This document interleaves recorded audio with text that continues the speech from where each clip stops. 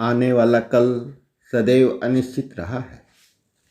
कल के विषय में हमेशा भविष्यवाणियां होती रही हैं। इनमें कुछ सत्य तो कुछ असत्य होती है। कुछ भविष्यवाणियां हस्तरेखाओं के आधार पर होती हैं तो कुछ कुंडलियों के आधार पर। मैं भूत और वर्तमान के आधार पर कल की रूपरेखा प्रस्तुत करने का प्रयास कर रहा हूं। कल राम रावण युद्ध का योग नहीं है। युद्ध का मूल कारण बिना गहन विचार किए महाराज दशरथ द्वारा महारानी कैकेयी को दिए गए 2 वचन थे, जिसके कारण श्री राम का वनवास हुआ।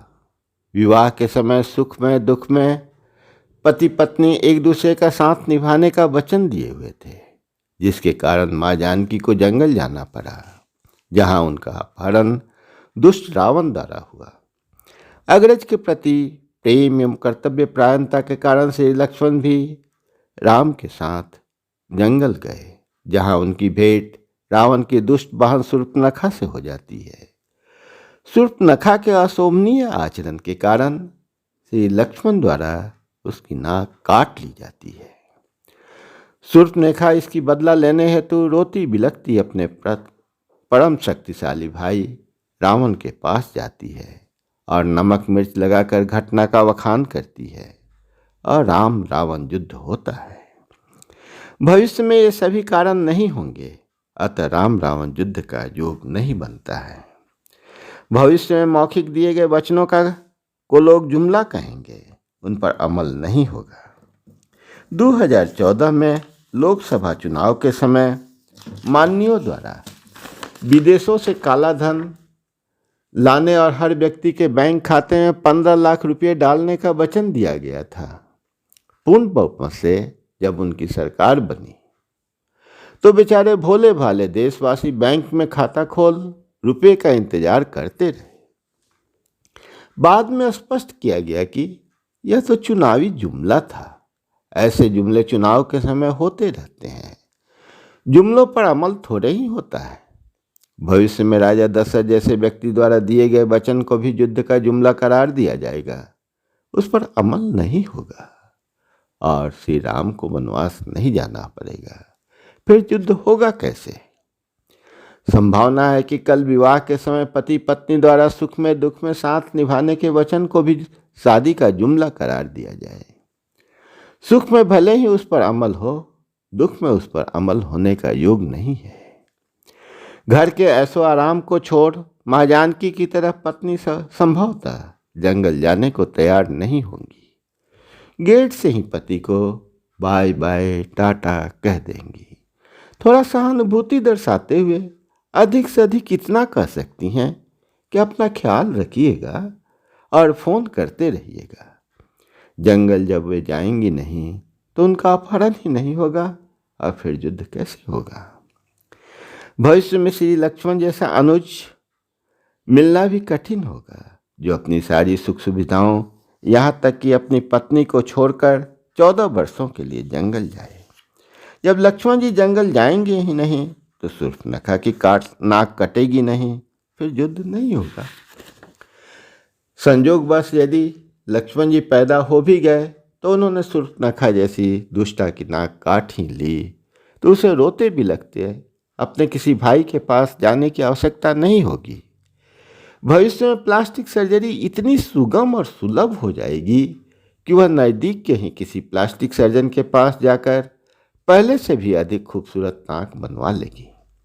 अपनी खूबसूरत नाक को देखकर वह मनुष्य भूल जाएगी और युद्ध नहीं होगा।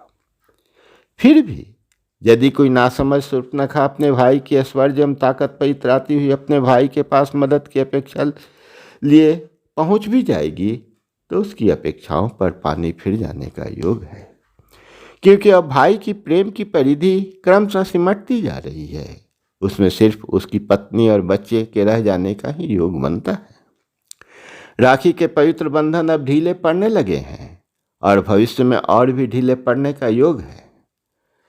अब उस दिन के योग नहीं दिखाई पड़ रहे हैं जब रानी कर्णावती ने हुमायूं को भाई मानकर अपनी रक्षा हेतु राखी भेजी थी और हुमायूं राखी के पवित्र बंधन को सम्मान देते हुए अपनी सेना लेकर चित्तौड़ पहुंच गए। इस प्रकार किसी भी परिस्थिति में राम रावण युद्ध का योग नहीं बनता है। भविष्य में महाभारत युद्ध होने की भी संभावना नहीं है। इस युद्ध का प्रमुख कारण पांचाली द्रौपदी द्वारा दुर्योधन का उपहास करना था और प्रतिक्रिया स्वरूप दुर्योधन द्वारा उनका चीरहरण करने का प्रयास करना था।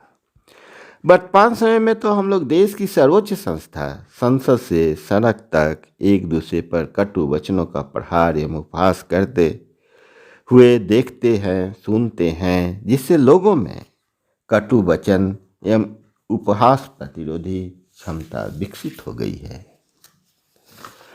अब रही चीरहरण की बात, तो आज पश्चिमी हवा और फैशन के अंधानुकरण में नारियां जितनी तेजी से अपने वस्त्रों का परित्याग कर रही हैं, उससे ऐसा प्रतीत होता है कि भविष्य में वस्त्रों का उपयोग तन ढकने के लिए नहीं बल्कि सिर्फ फैशन के लिए होगा।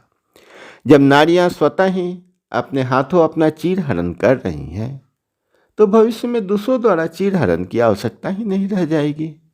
महाभारत युद्ध के पीछे श्री कृष्ण की पृष्ठभूमि थी, जो बढ़ते हुए अत्याचार एवं अनाचार को समाप्त कर धर्म की स्थापना करना चाहते थे और किया भी। किंतु आज वैसे निष्कामी, दूरदर्शी एवं विशाल व्यक्तित्व वाले महापुरुष का सर्वथा अभाव दिख रहा है, जो ज्ञानी, ईमानदार एवं कर्तव्यनिष्ठ व्यक्तियों को एकत्रित कर धर्म युद्ध के लिए प्रेरित कर सके। इस प्रकार किसी भी परिस्थिति में अधर्म पर धर्म की विजय हेतु महाभारत युद्ध होने का योग नहीं दिखता। परिणाम स्वरूप परिवारवाद बढ़ने, अयोग्य पुत्रों के हाथों में शासन की बागडोर जाने का योग बन रहा है। राम रावण युद्ध या महाभारत युद्ध भले ही न हो, किंतु तीसरे विश्व युद्ध की संभावनाओं से इनकार नहीं किया जा सकता। इसका प्रमुख कारण चीन का विस्तारवादी नीति तथा विश्व में विध्वंसकारी अस्त्र के निर्माण की होड़ हो सकता है। यदि तीसरा विश्व युद्ध नहीं भी होता है, तो भी विज्ञान के निरंतर नवीन ध्वंसात्मक आविष्कारों से कल का मानव सदैव आक्रांत रहेगा।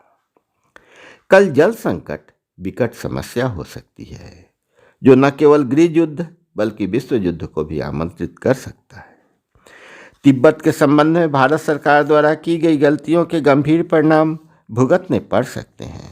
ब्रह्मपुत्र के पानी को पूरी तरह नियंत्रित करने के चीन के प्रयासों में वृद्धि होने का योग है। इसके अतिरिक्त वह जल मार्गों को भी अपने नियंत्रण में करने का प्रयास तेज करेगा, जिससे विश्व युद्ध की स्थिति पैदा हो सकती है। दूसरी ओर न तो हम और न हमारे माननीय न हमारी सरकारें जल संरक्षण पर पूरी तरह गंभीर है। रेन हार्वेस्टिंग की व्यवस्था हर जगह हो नहीं रहा है। राजनीतिक पार्टियां जल संकट को विकट बनाने में आग में घी का काम कर रही हैं। वोट की राजनीति, उनकी द्वारा मुफ्त बिजली, मुफ्त पानी की घोषणा की जा रही है। मुफ्त खोरी की राजनीति के कारण भविष्य में गंभीर परिणाम भुगतने का योग बनता है। खनन प्रदूषण के कारण साहिबगंज में गंगा के पानी में आर्सेनिक मिले हैं। साहिबगंज में गंगा के किनारे का 58 गांवों में इससे कैंसर फैल रहा है। यदि जल प्रदूषण एवं जल संरक्षण पर समय रहते ध्यान न दिया गया, तो यह गृह युद्ध का कारण भी बन सकता है। भविष्य में मूल्यवान वस्तुओं में स्वच्छ जल का स्थान होने का योग बनता है। कल का मानव स्वर्गीय सुखों को प्रदान करने वाली वस्तुओं का उपभोग कर सकेगा, किंतु प्रकृति से दूर होता जाएगा। बिस्तर तो अत्यधिक आकर्षक एवं आरामदायक होंगे, किंतु मीठी एवं गहरी नींद कोसों दूर हो जाएगी। हो सकता है कि कल व्यक्ति पर्दे पर वाटिकाओं का दृश्य देखते समय फूलों की सुगंध का भी अनुभव करे, किंतु भौतिक प्रगति और उससे उत्पन्न समस्याओं से ऊबकर मानव अंतर्मुखी हो जाएगा।